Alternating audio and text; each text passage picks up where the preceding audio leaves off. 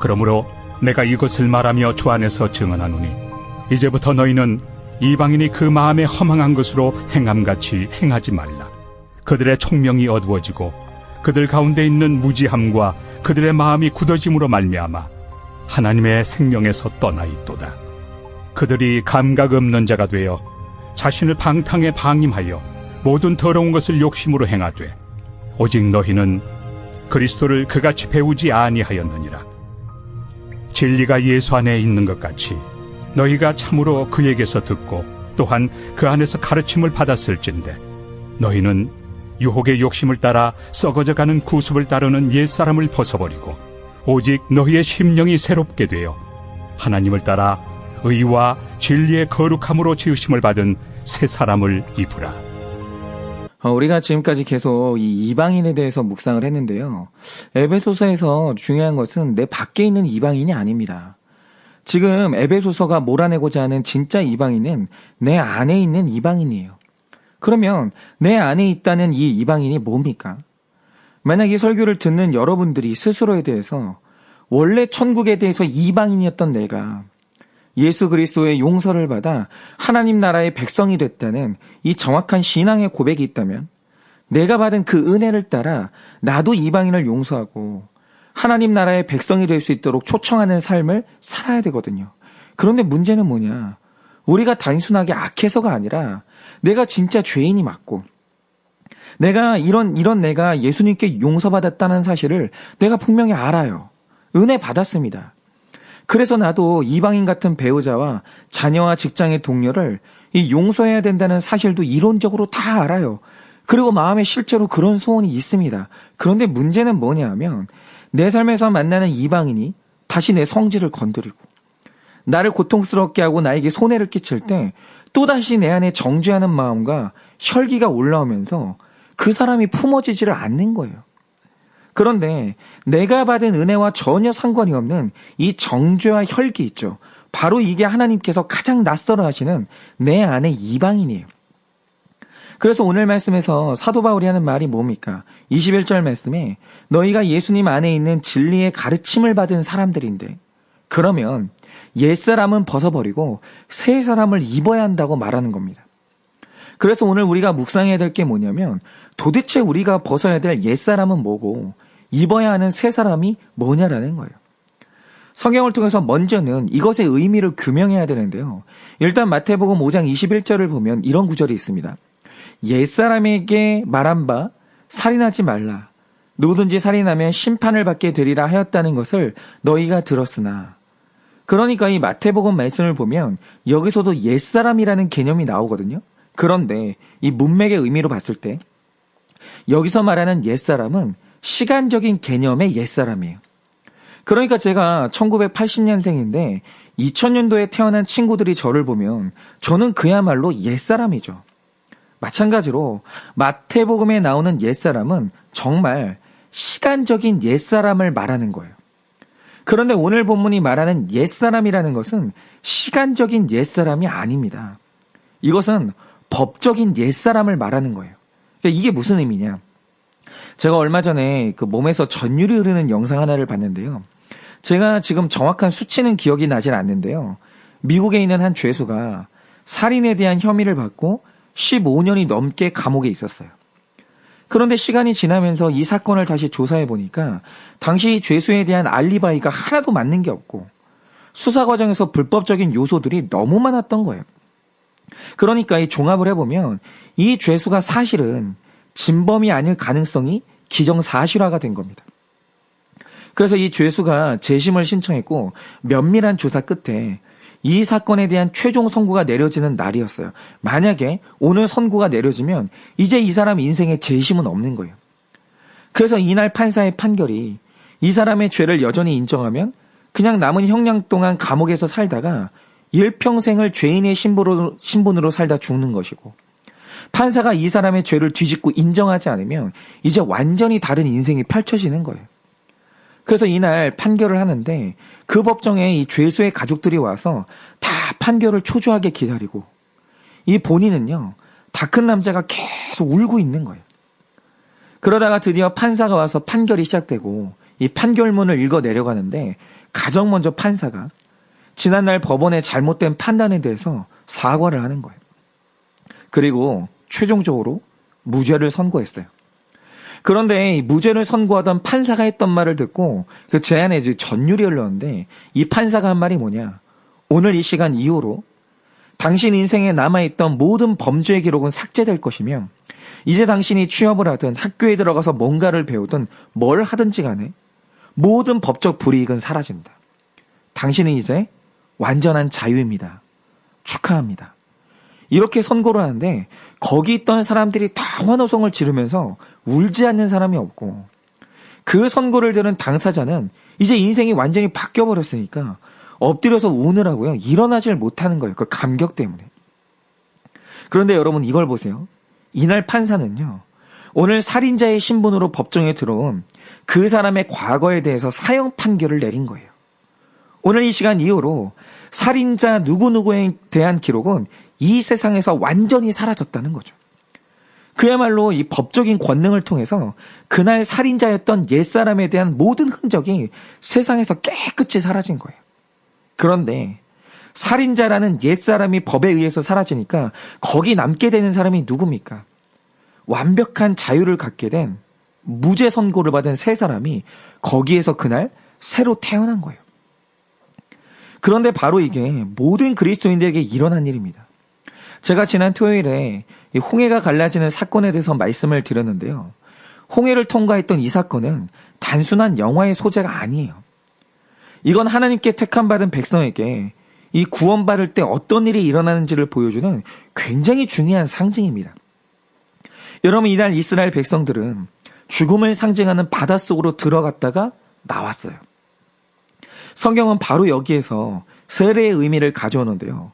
홍해 안으로 들어간 이스라엘은 바로 직전까지 이집트의 노예였습니다. 그런데 똑같은 사람이 홍해에서 빠져나오니 완벽히 자유한 새 사람으로 변해서 나온 거예요. 그런데 이 홍해의 중요한 의미 중에 하나가 뭐냐? 그리스도 안에서 나의 옛사람이 죽고 새 사람이 되잖아요.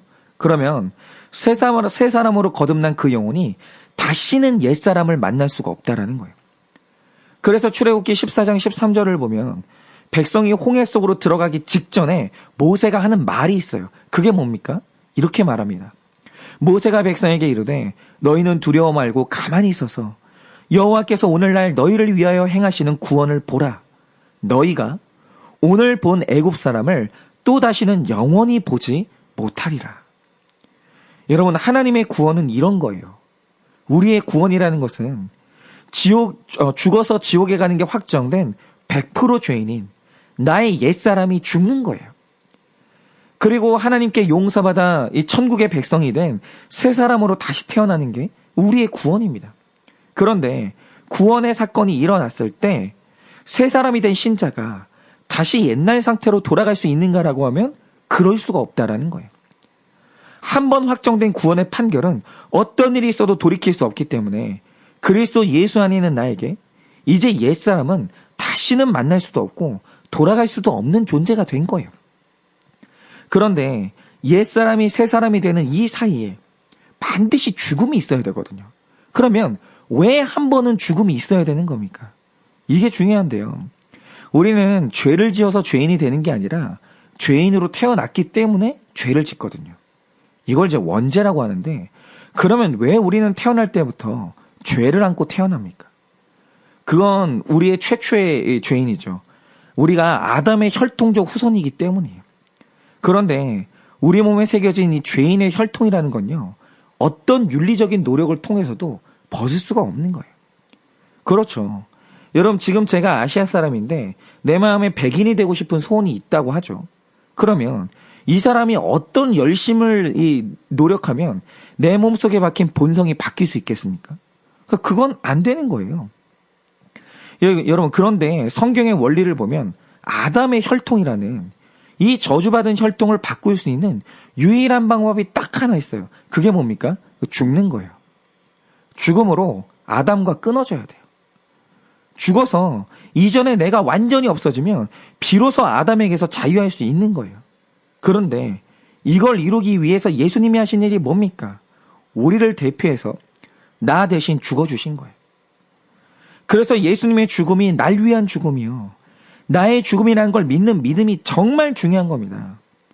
예수님의 죽음이 내 죽음으로 받아들여지지 않는 사람은 절대로 아담의 혈통에서 벗어날 수가 없는 거예요.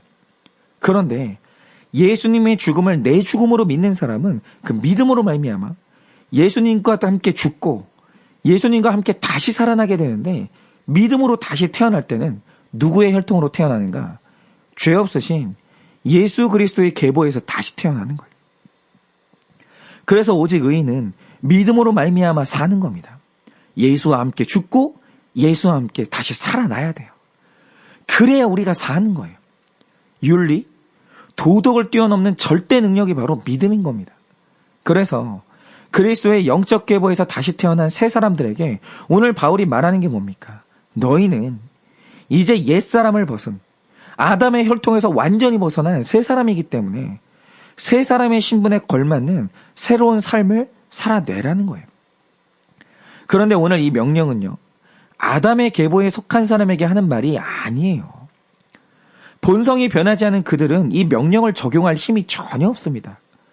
여러분, 오늘 이 말씀을 받는 사람은 법적인 신분과 그 본성이 새 사람을 입은 바로 그 사람, 그들에게 해당되는 말인 거예요. 그런데 그 새로운 신분으로 새 사람이 됐으면 그걸로 끝난 거지, 왜 새 사람의 모습으로 살아내라는 겁니까? 이렇게 물으면 그 이유가 너무 명확한 거예요. 여러분 다들 아시듯이 1863년 1월 1일부로 미국에서 노예제도가 공식적으로 사라졌습니다.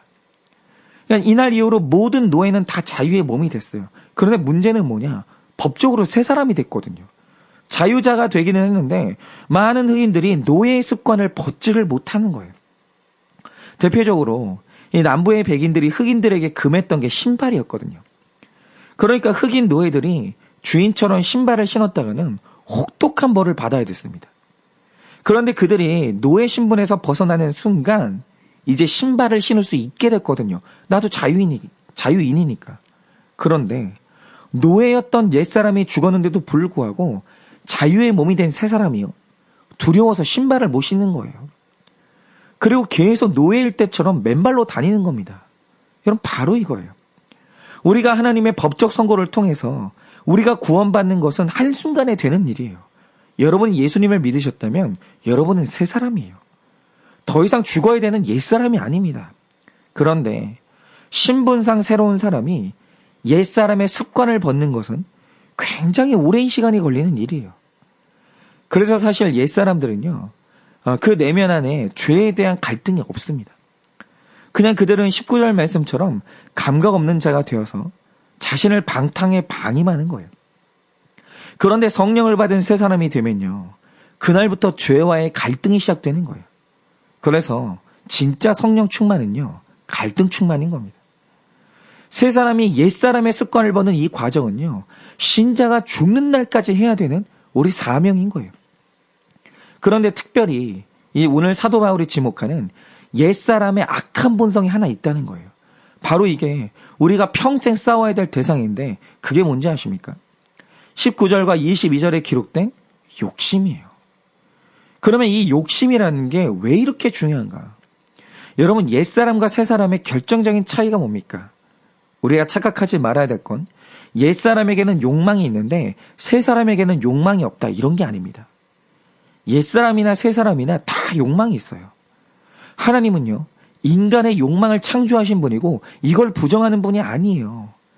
여러분, 우리가 근본적으로 천국에 가고자 하는 강한 마음이 있는데, 여러분 이 구원에 대한 마음의 정체가 뭡니까? 그게 욕망이에요. 죽고 싶지 않다, 살고 싶다, 욕망입니다. 그러니까 사람의 마음에는 물질적으로 번성하고자 하는 욕망이 있고, 강해지고 싶은 욕망이 있고, 성적인 욕망이 있는 거예요. 그런데 이 욕망은요, 하나님이 주신 게 맞습니다.